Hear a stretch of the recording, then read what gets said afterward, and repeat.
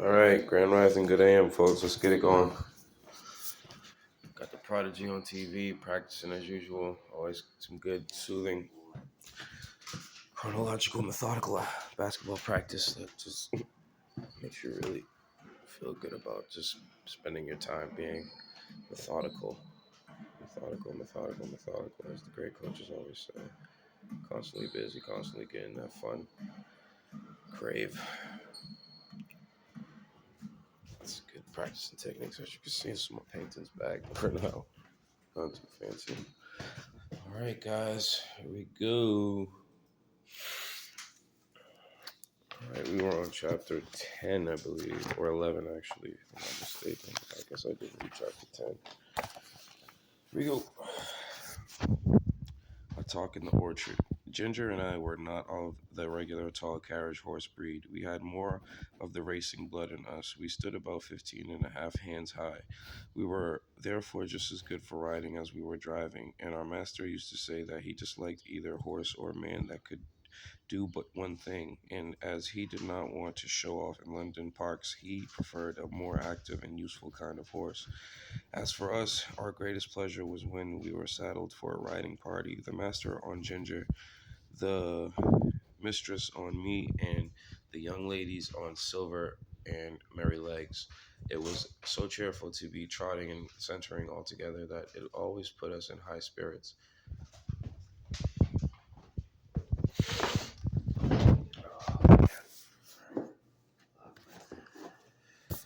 Let's see, high spirits. I had the best of it, for I always carried the mistress. Her weight was little, her voice was sweet, and her hand was so light on the rein that I was guided almost without feeling it. Oh, if people knew what a comfort to horses a light hand is, and how it keeps a good mouth and a good temper, they surely would not chuck and drag and pull at the rein as they often do. And as you can see, we're on chapter 10. The last video was like 7 or something, so I read like 2 chapters, I think, or something. This is the third one. And basically, all it is that his friend Merrylegs, if I'm not mistaken, the horse, Black Beauty, his friend Merrylegs is another horse he's getting to know at a different farm where there's sheeps and stuff. They were saying, if I'm not mistaken, other animals, and it's mostly Merrylegs talking at this point, if I'm not mistaken. It's like a new group or two new groups or something like that. Ginger, I'm not sure. That must be another horse probably because it's like horses talking amongst horses. And so basically, up to this point, it's just Black Beauty getting to know Mary Legs, which she said that she wasn't very good with breaking in the beginning with her first master or something like that, and she eventually got to do it pretty easily. And they're just talking about how it feels to be a horse and kind of deal with the equipment and stuff that horses have to bear with, like the blinders and stuff like that. They with the reins, the saddle, the bridle, stuff like that. These little pieces that they put through their mouth and all that stuff. So it's just kind of funny. So here we are. Our mouths are so tender that where they have not been spoiled or hardened with bad or ignorant treatment, they feel the slightest movement of the driver's hand, and we know in an instant what is required of us. My mouth had never been spoiled, and I believe that was why the mistress preferred me to Ginger. Although her paces were certainly quite as good, she used often to envy me and said it was all the fault of breaking in and the gag bit in London, that her mouth was not so perfect as mine. And then old Sir Oliver would say, there, don't vex yourself. You have the greatest honor, a mare that can carry a tall man of our master's weight. With all your spring and sprightly action does not need to hold her head down because she does not carry the lady. We horses must take things as they come and always be contented and willing so long as we are kindly used. I had often wondered how it was that Sir Oliver said had such a very short tail. It really was only 6 or 7 inches long, with a tassel of hair hanging from it. Canned on one of our holidays in the orchard, I ventured to ask him by what accident it was that he had lost his tail. Accident, he snorted with a fierce look. There was no accident. It was a cruel, shameful, cold-blooded act. When I was young, I was taken to a place where these cruel things were done. I was tied up and made fast so that I could not stir, and then they came and cut off fast so that I could not stir. And then they came and cut off my long, beautiful tail through the flesh and through the bone, and it took it away. How dreadful! I exclaimed. Dreadful! Ah, it was dreadful, but it was not only the pain, though that was terrible and lasted a long time. It was not only the indignity of having my best ornament taken from me, though that was bad, but it was this: how could I ever brush the flies off my sides and my hind legs anymore? You who have tails just like, excuse me, you who have tails just whisk the flies off without thinking about it, and you can't tell what a torment it is to have them settle upon you and sting, and have nothing in the world to lash them off with. Excuse me. I tell you, it is a lifelong wrong and a lifelong loss. But thank heaven, they do. They don't do it now. What did they do for? What did they do it for then? Said Ginger. For fashion, said the old horse with a stamp of his foot. For fashion. If you know what that means, there was not a well-bred young horse in my time that had not his tail docked in that shameful way, just as if the good God that made us did not know what we wanted and what looked best. I suppose it is fashion that makes them strap our heads up with those horrid bits that I was tortured with in London, said Ginger. Of course it is, said he. To my mind, fashion is one of the wickedest things in the world. Now look, for instance, at the way they served dogs, cutting off their tails to make them look plucky, and shearing up their pretty light little ears to a point to make them look sharp. I know shearing means like trimming off the edge or cut off the edge, because that's an architecture term, like a split off the side almost, or something like shaving off the sides, or a split off the side, like, you know what I mean, like shin splits if I'm not mistaken, but more like something's like shedding off the edge, like stripping off the edge or something, cutting off like how they described it, like the ears on a dog. I had a dear friend once, a brown terrier, Sky, they called her. She was so fond of me that she never would sleep out of my stall. She made her bed under the manager, and there she had a little of five as pretty little puppies as need be. None were drowned, for they were a valuable kind, and how pleased she was with them. And when they got their eyes open and crawled about, it was a real pretty sight. But one day, the man came and took them all away. I thought he might be afraid I should tread upon them, but it was not so. In the evening, poor Sky brought them back again, one by one in her mouth, not the happy little thing that they were, but bleeding and crying pitifully. They had all had a piece of their tails cut off, and the soft flap of their pretty little ears was cut quite off. How their mother licked them, and how troubled she was, poor thing, I never forgot it. They healed in time, and they forgot the pain, but the nice soft flap that, of course, was intended to protect the delicate part of their ears from dust and injury was gone forever. Why don't they cut their own children's ears into points to make them look sharp? Why don't they cut the end off their noses to make them look plucky? One would be just as sensible as the other. What right have they to torment and disfigure God's creations? Yeah. Sir Oliver, though he was so gentle, was a fiery old fellow, and what he said was all so new to me and so dreadful that I found a bitter feeling toward men rise up in my mind that I had never had before. Of course, Ginger was much excited. She flung up her head with flashing eyes and distended nostrils, declaring that men were both brutes and blockheads.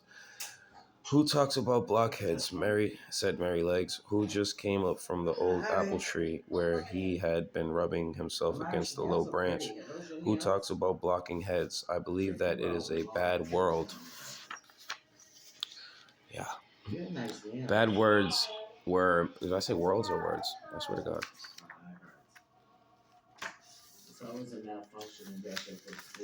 Who talks about blockheads? I believe that is a bad word. Sorry, guys, I said world. Bad word. Here we go. Bad words were made for bad things, said Ginger, and she told him what Sir Oliver had said. It is all true, said Merrylegs sadly, and I've seen that about the dogs over and over again where I lived first, but we won't talk about it here. You know that Master and John and James are always good to us, and talking against men in such a place as this doesn't seem fair or grateful. Good morning, my sweethearts. Oh, I love you so much, pretty girls. How's y'all hair looking? Nice and dusty and crazy and looking like mine? You should see Amaris. Got a half of a, she's laughing. Got a half of a bonnet on. Amaris, don't rub your eye though, Mom. You're gonna make it worse. This wise speech of good little Merrylegs, which we knew was quite true, cooled us all down, especially Sir Oliver, who was dearly fond of his master. And to turn the subject, I said, "Can anyone tell me the use of blinkers?" "No," said Sir Oliver shortly, "because they are no use. They are supposed," said Justice in his calm way, "to prevent horses from shying and starting and getting so frightened as to cause accidents." "Then what is the reason they do not put them on riding horses, especially on ladies' horses?" said I. "There is no reason at all," said he quietly, "except the fashion. They say that a horse would be so frightened to see the wheels of his own cart or carriage coming behind him that he would be sure to run away, although, of course, when he is ridden, he sees them all about him if the streets are crowded. I admit they do sometimes come too close to be pleasant, but we don't run away. We are used to it. We're used to it and understand it, and if we had never blinkers put on, we should never want them. Be much less frightened than by only seeing bits of things that we can't understand. Of course, there may be some nervous horses who have been hurt or frightened when they were young. It may be the better for them, but as I never was nervous, I can't judge. I consider," said Sir Oliver, "that blinkers are dangerous things in the night. We horses can see much better in the dark than man can, and many an accident would never have happened if horses might have had the full use of their eyes. Some years ago, I remember there was a hearse with two horses. There was a hearse with two horses returning one dark night, and just by Farmer Sparrow's house, where the pond is close to the road, the wheels went too near the edge, and the hearse was overturned into the water. Both the horses were drowned, and the driver hardly escaped. Of course, after this accident,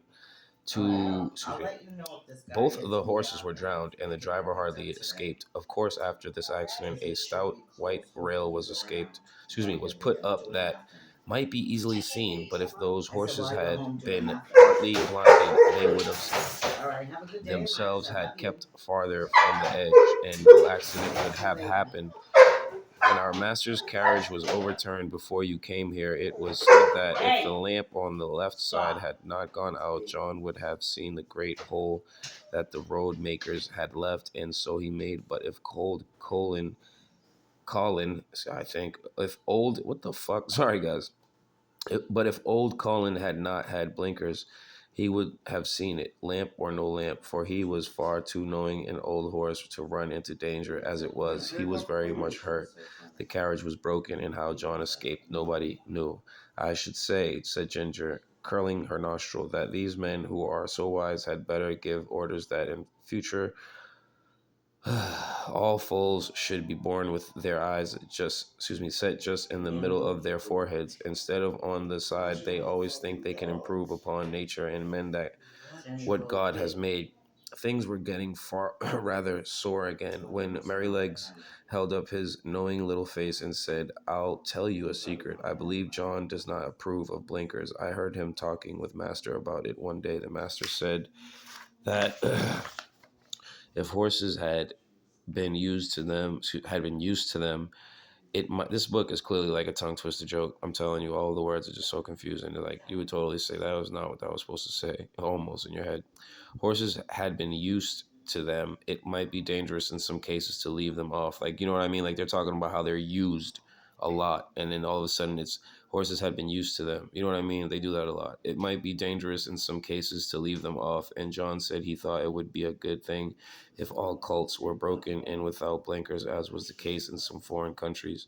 So let us cheer up and have a run to the other end of the orchard. I believe the wind has blown down some apples, and we might just as well eat them as the slugs. Merrylegs could not be resisted. Stop. I wish I had Merrylegs could not be resisted, so we broke off our long conversation and got up our spirits by munching some very sweet apples which lay scattered on the grass. That reminds me of Wizard of Oz on the apple scene when the forest turns evil or something. And they start throwing the apples. They look really beautiful in the movie. It's like really good color and size and stuff.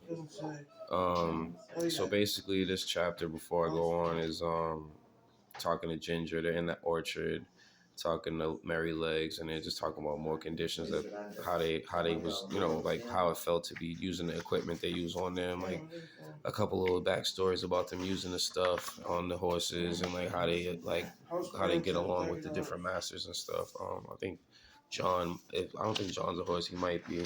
Sir Oliver is one of the masters, if I'm not mistaken.